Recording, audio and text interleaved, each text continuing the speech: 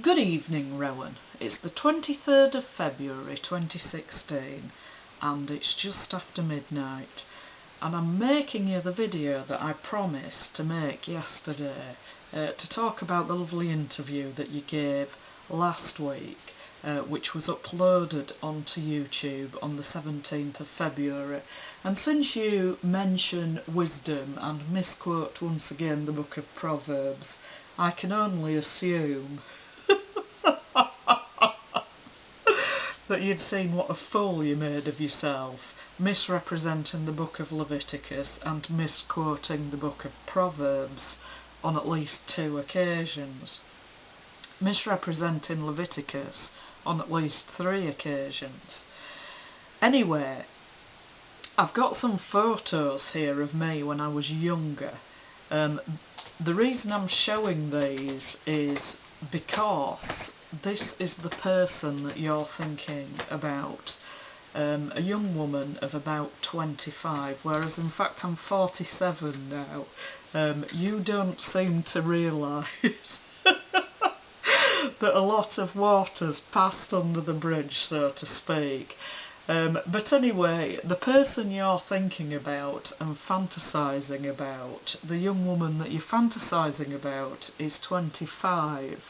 And the photo on the right was taken at my graduation, which was in July 1994. And the reason that I've got that photo there is because it was taken only 3 or 4 days after you first tried to get your leg over in your house in Newport, because I remember you asking me about my graduation on that occasion when I was there, and it was only a few days later the following week.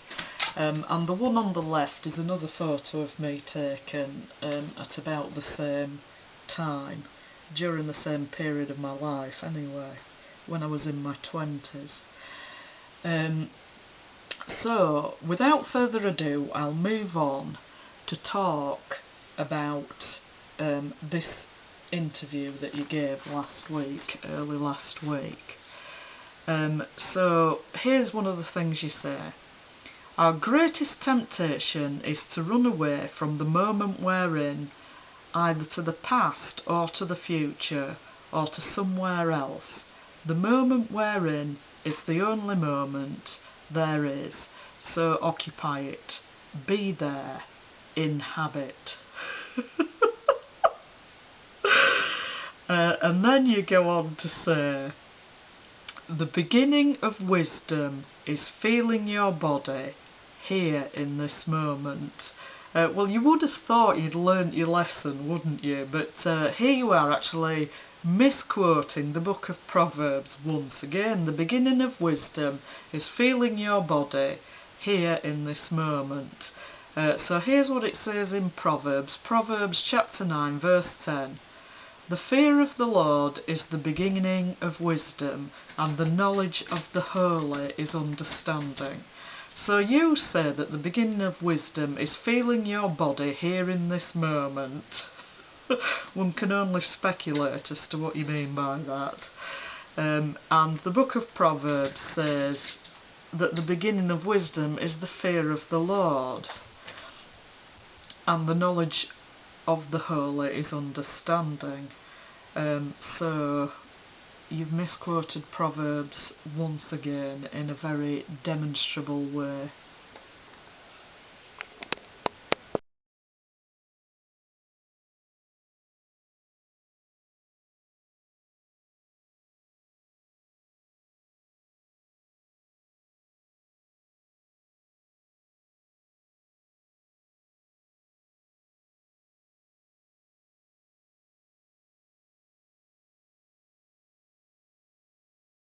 The first thing that comes to my mind, I think, is something to do with patience. It's something to do with occupying the moment you're in. Our greatest temptation is to run away from the moment we're in, either to the past, or to the future, or to somewhere else. The moment we're in is the only moment there is. So occupy it, be there, inhabit. The beginning of wisdom is feeling your body here in this moment. So you then go on to say, I've sometimes said to people that the most spiritual and instructive thing you can do sometimes is go out in the rain and get wet. You're a complete lunatic, you really are. There's nothing you can do about it. It's raining, be wet. And then you pull a hideously creepy face. Be wet. Well, I don't think I will be being wet, Rowan, if you get my meaning. Certainly not in response to you, anyway. You dirty bastard. Anyway, you go on to say, so haul in all the tentacles and the strands and the webs that you throw out in the direction of the past and the future and the other place. Bring them in gently where you are. So the body teaches you in those circumstances, so that's a starting point. So you're saying here, just after you've said to go out in the rain and get wet, and there's nothing you can do about it. It's raining, be wet. Well, one thing you could do about it is not go out in the rain, or you could put an umbrella up and wear a raincoat, or you could get in your car and drive somewhere. So there's quite a lot of things you can do about it. And when you say to me here, there's nothing you can do about it, it's raining, be wet. Well, there's an awful lot I can do about it, Rowan, because I said no. I'm still saying no. And so what you really mean here is there's nothing that you, Rowan Williams, can do about it. I said no, and there's nothing you can do about it. So when you say haul in all the tentacles, you actually mean testicles, don't you? You don't mean tentacles, you mean testicles. And the strands and the webs. So haul in the strands and the webs. Well, the webs, you're referring to the World Wide Web, aren't you? The internet. That you throw out in the direction of the past. So stop researching you. And the future. So don't hope for the future or to change the future or anything. Everything's hopeless. There's nothing you can do. All you can do is be wet. And the other place. I don't know what you mean by that. Do you mean heaven? Bring them in gently where you are. So the body teaches you in those circumstances. So that's a starting point. That's just complete and utter baloney.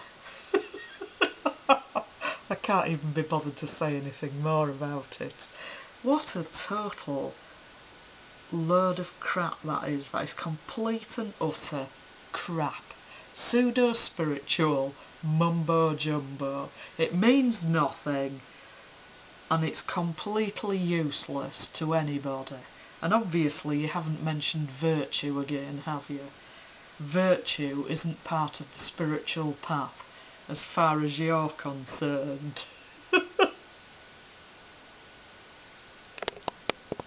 I've sometimes said to people that the most spiritual and instructive thing you can do sometimes is go out in the rain and get wet.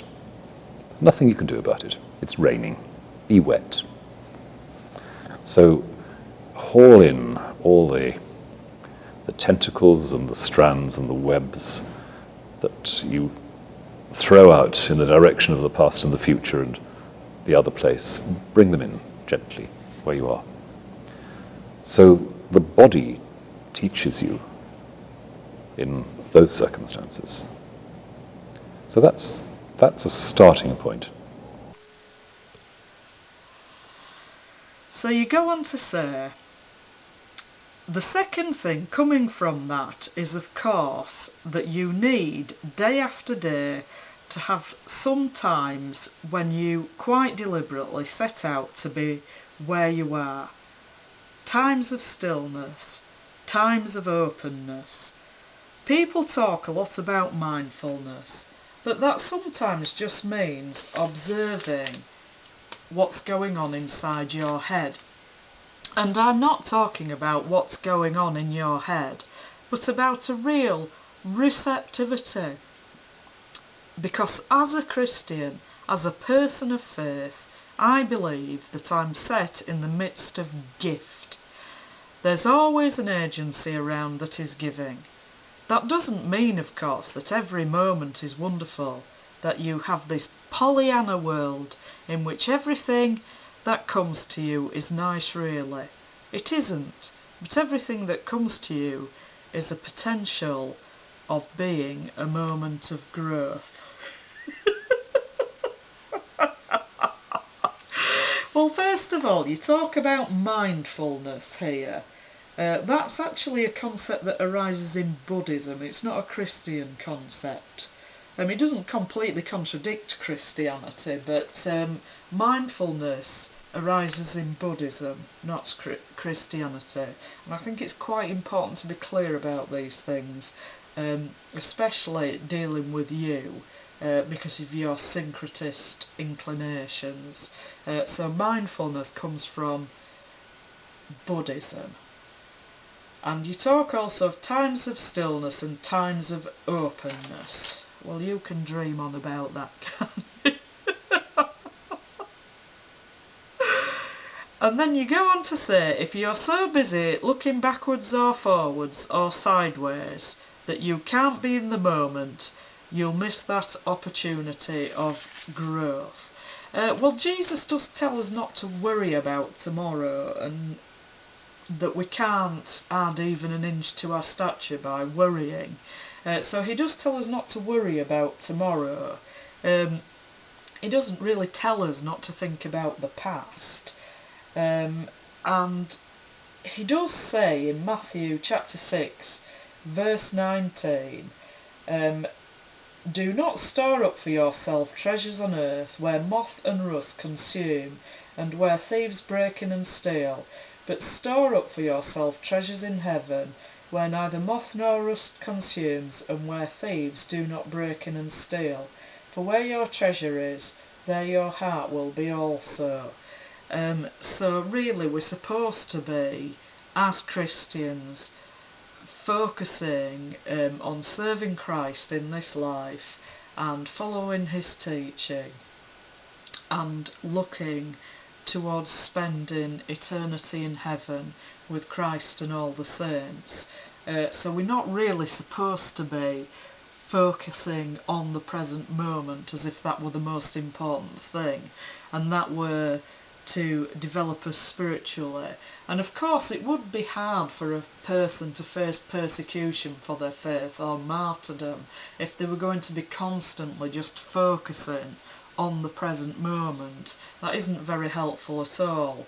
So in instructing people to focus on the present moment and claiming this is a Christian path, really, you're implying that then you're weakening their resilience against persecution and martyrdom, which of course you want to do because you want everybody to sell out like you did, particularly me.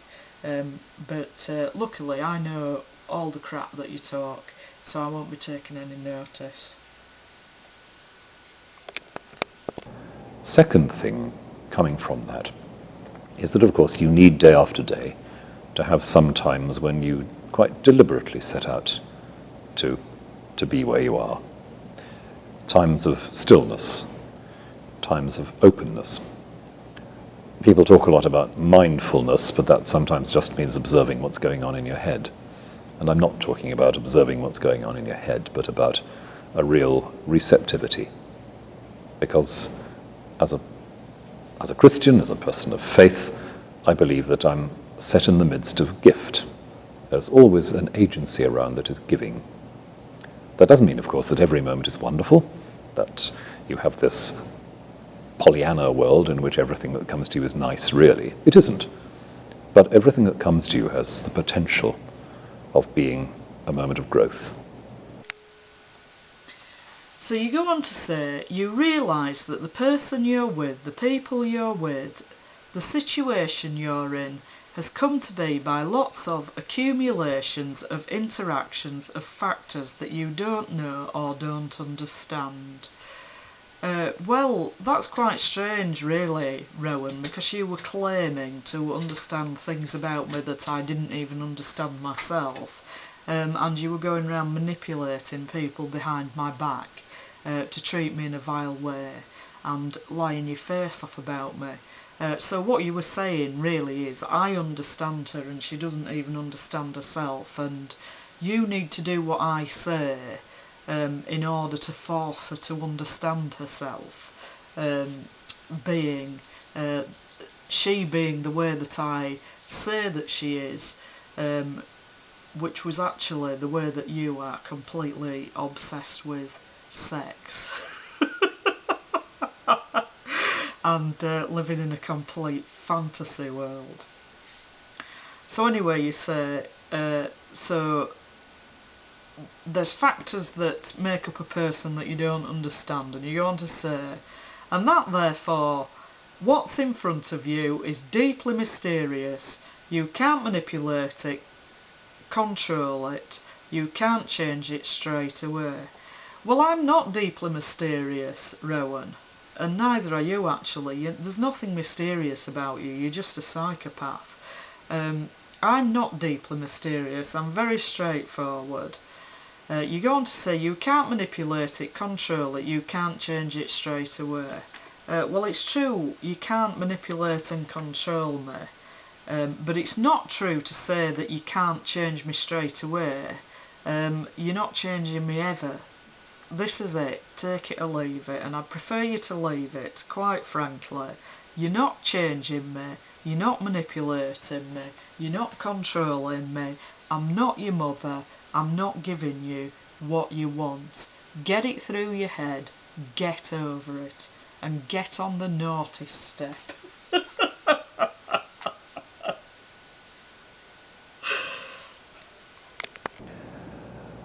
Third thing, which I think is connected in some ways with that, is you realise that the person you're with, the people you're with, the situation you're in, has come to be by lots of accumulations of interaction, of factors that you don't know or don't understand, and that therefore what's in front of you is deeply mysterious. You can't manipulate it, control it, you can't change it straight away. And so the person you confront is like the surface of a great mystery. Again, it doesn't mean they're nice. It doesn't mean they're easy. Well, I'm certainly not easy, Rowan. You've been labouring under that illusion for far too long. It doesn't mean they're easy, but it does mean they are there as part of this invitation to growth. Well, the invitation to the growth that you need to respond to is that you need to turn to Christ and repent of your sins, and stop following Lucifer, who won't give you what you want. You're just a fool. And you go on to say, and I think it's out of that something like compassion begins to grow, because compassion isn't the attempt to get right inside somebody else. That's a bit creepy as well. And say, now I know exactly how you feel. Compassion is much more standing and saying, I've no idea how you feel, but my heart is open for you. Well, it's not my heart that you want open, is it, Rowan? That's the problem that I've got, really, with you bloody pervert. Anyway, compassion is much more standing and saying, I've no idea how you feel.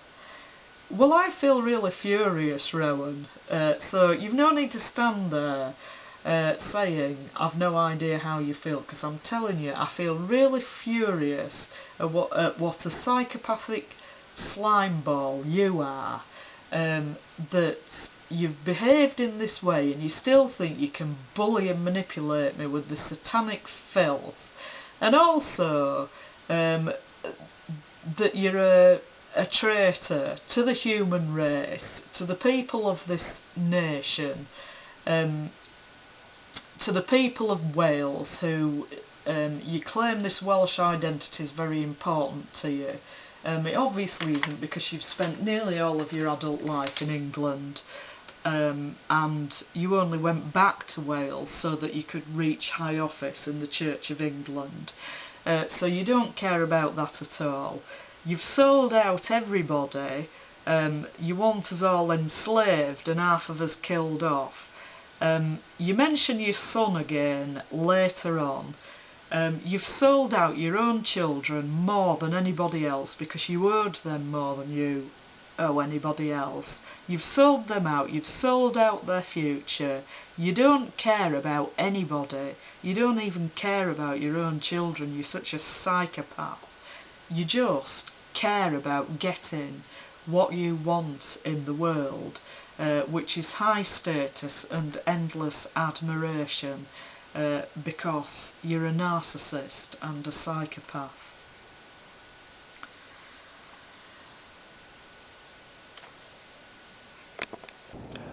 And so the person you confront is, if you like, the surface of a great mystery. Again, it doesn't mean they're nice, it doesn't mean they're easy, but it does mean that they are there as part of this invitation to growth. And I think it's out of that that something like compassion begins to grow. Because compassion isn't the attempt to get right inside somebody else and say, oh, now I know exactly how you feel. Compassion is much more standing and saying, I've no idea how you feel, but my heart is open for you. Again, being in that moment, not seeking to control or shape, but holding the openness. This is my final comment on this video now, although I haven't commented on absolutely everything in it. It was only 10 minutes long, this interview.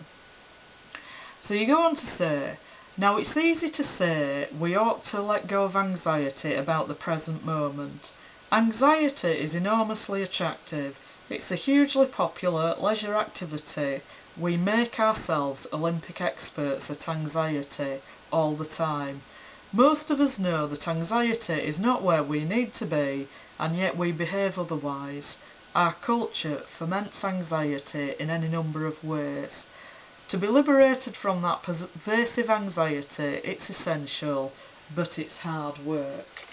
Well, you're globalising your own experience here, Rowan. You do talk about anxiety an awful lot when you're talking about the spiritual condition. Quite frankly, I don't know what you're talking about, because I'm not anxious at all. I'm not in any way an anxious person. And I'd say that the majority of people I've come across in my life aren't excessively anxious either. So you're actually talking about yourself here. You've got every reason to be anxious, as it happens.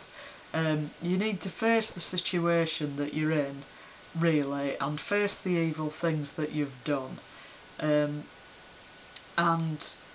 anxiety is quite a mild reaction to that, to be quite honest. So avoiding anxiety isn't the purpose of spiritual life, and particularly the majority of people aren't feeling excessively anxious most of the time. You're talking about yourself. Anyway, I shall leave it there for that video, but I've made some more videos for you yesterday that I'm going to add on to the end of this video that you've been waiting a long time for, but I will be making you another video today, later on today, because it's one I've been meaning to make for a long time anyway, but since you ordered me not to make any more videos and to draw in the web and all that kind of thing, obviously I'm going to do the opposite. You're not in charge of me, Rowan. Stop trying to order me around, you jumped up little squirt. You're absolutely nobody. You're completely irrelevant to me. I'll do whatever I like, so don't even think about trying to push me around. I can't believe you haven't learnt that yet. But then psychopaths never learn. Hasta mañana. Now, it's easy to say that we ought to let go of anxiety about the present moment. Anxiety is enormously attractive. It's a hugely popular leisure activity. We make ourselves Olympic experts at anxiety all the time. And most of us know that anxiety is not where we need to be, and yet we behave otherwise. Our culture foments anxiety in any number of ways. My son once said, after looking at one of our daily newspapers in the UK for a few days, he said, the all-purpose headline for this newspaper is, "Don't go out there." And to be liberated from that pervasive anxiety, well, it's essential, but it's hard work. What care I for my house and land? What care I for my treasures? Oh, what care I for my new wedded lord? I'm off with the Raggle, Taggle, Gypsies. Oh.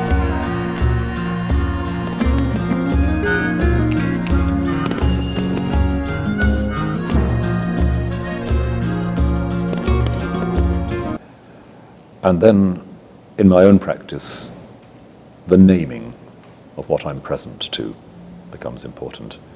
For me, the Jesus prayer, Lord Jesus Christ, Son of God, have mercy. You name what you're in the presence of.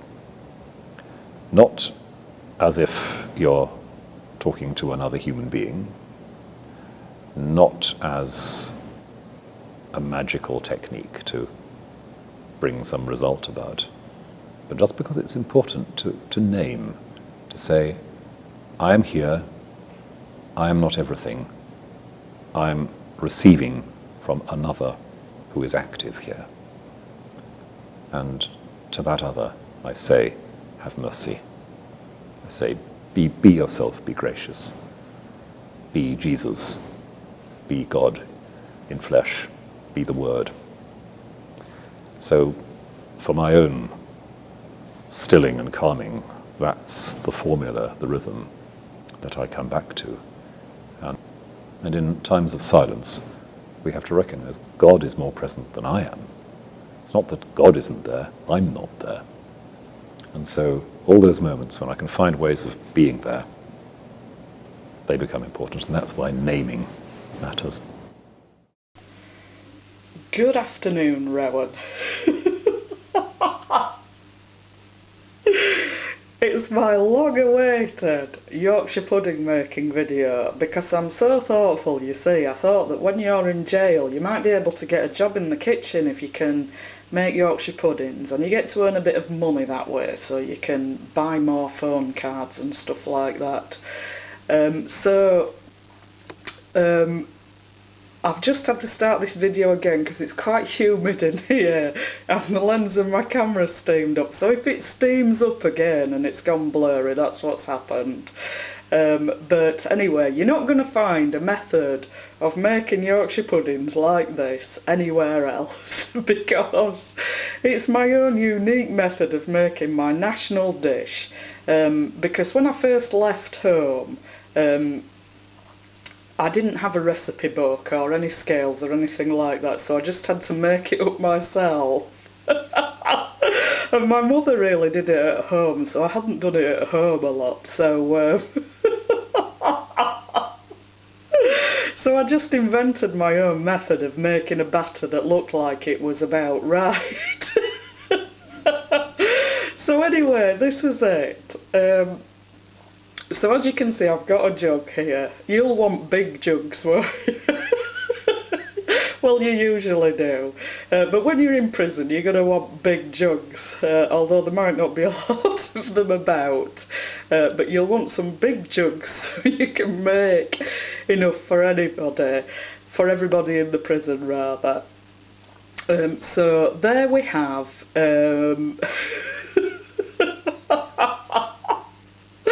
There we have a jug to mix the mixture in and an egg, which you can see is a part of the ingredients of it. So I've already put a pinch of salt in the jug because I don't want to forget it later on. And now I'm going to move on to my unique method of making Yorkshire puddings. So I've now cracked the egg into the jug, and I'm going to go on putting in the rest of the ingredients. So I've now put some plain flour into the jug on top of the egg. This is the reverse order to what all the recipes will tell you. So I've now got salt, flour and an egg in the jug. The flour is plain flour, by the way, you don't want to use self-raising flour.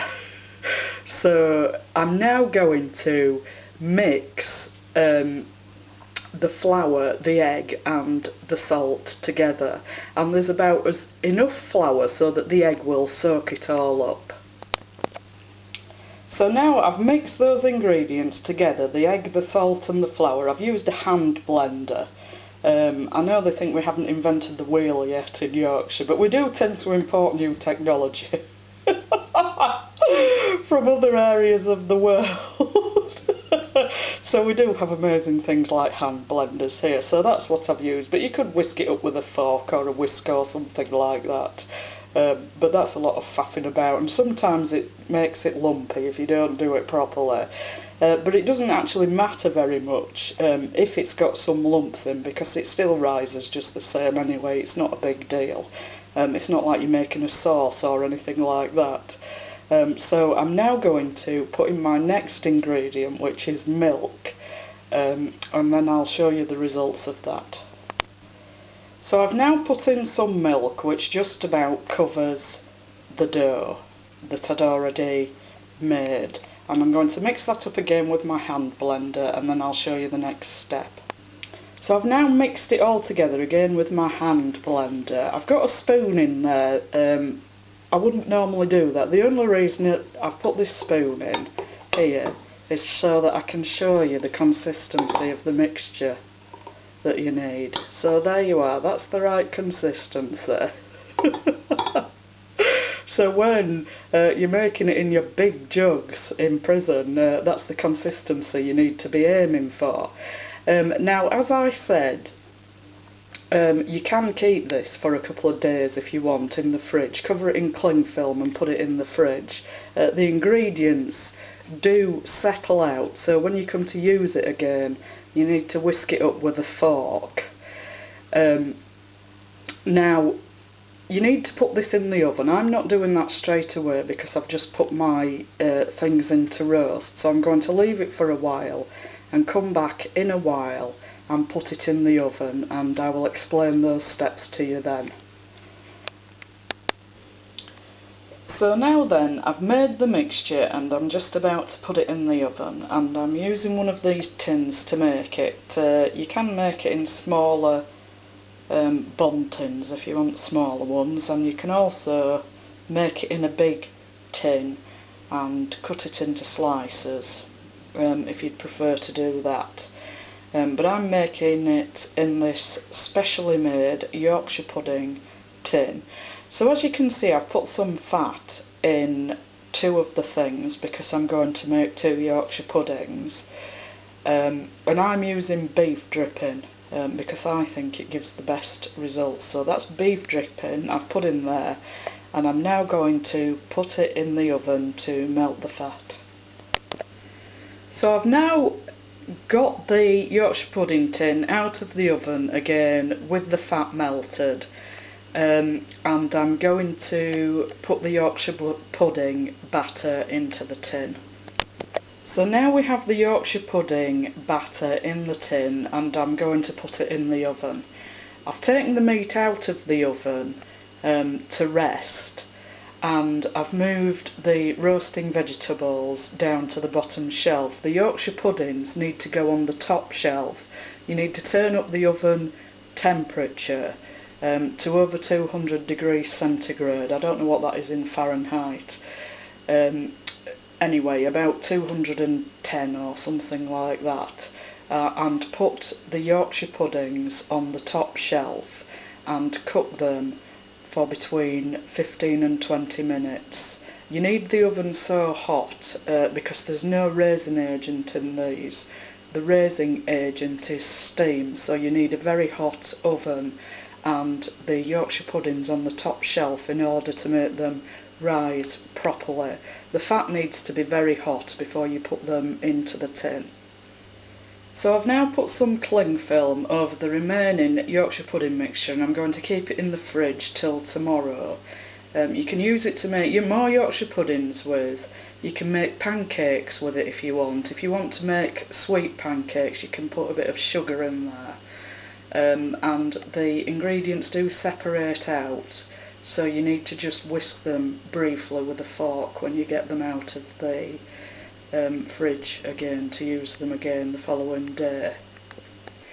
So I've now made my Yorkshire puddings. There they are. They're not the best I've made actually, because they usually rise in the middle as well. And you can tell if they're cooked because if you smell in the middle and the batter still smells raw, then they need cooking for a little bit longer. So those have been in the oven now for about 18 minutes, something like that, and I'm hungry, so I'm eating them now. So that's the end of my Yorkshire pudding video, which I hope is going to stand you in good stead when you're in jail and you'll be able to make Yorkshire puddings and be everybody's best friend and get paid more for working in the kitchen.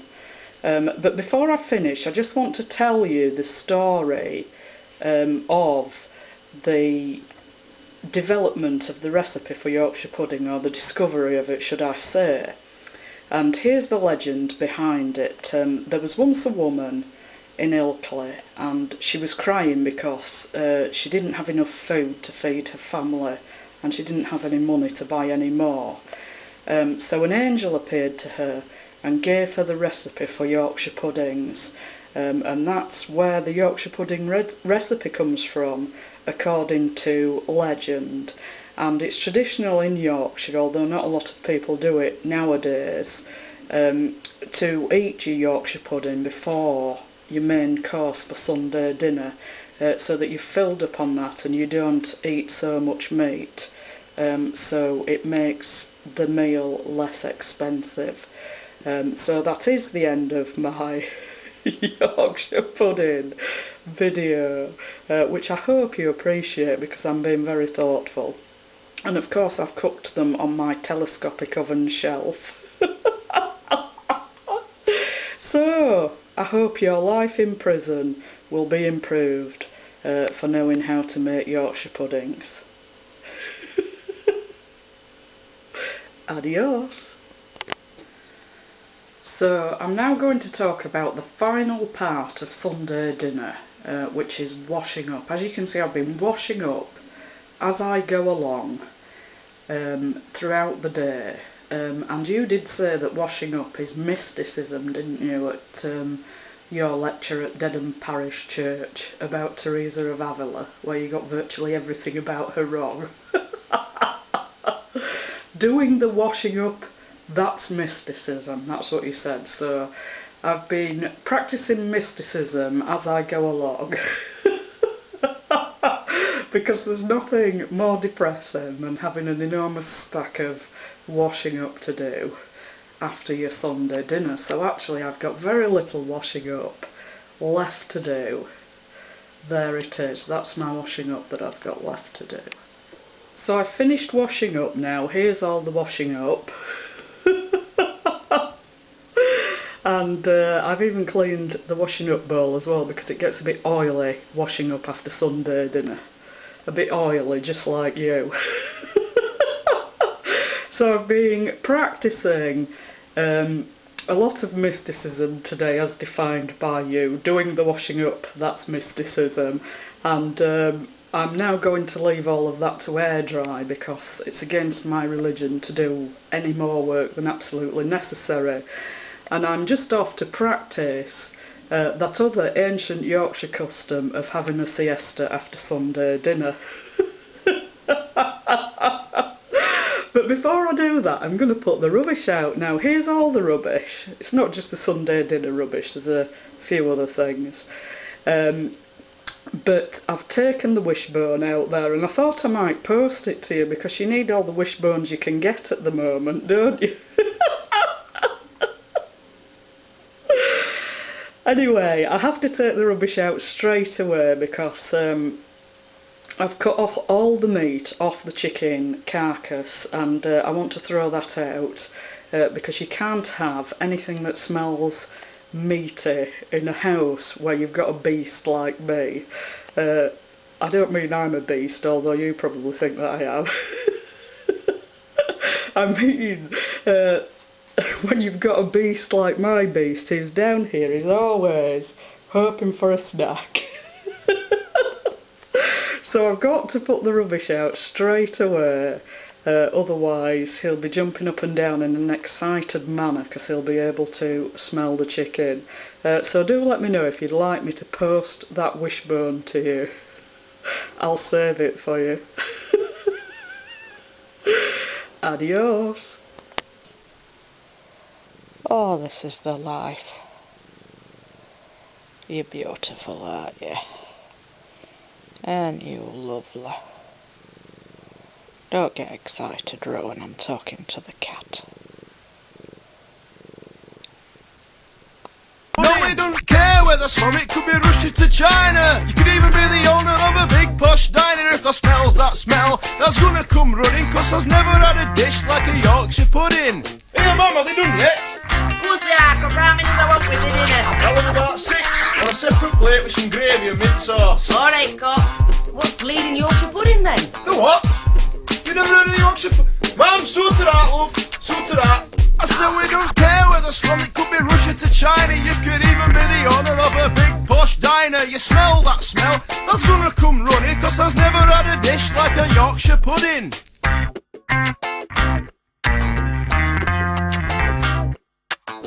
Come on, love, I'll give it recipe. There's never had no like a Yorkshire pudding. I'll have 2. 2?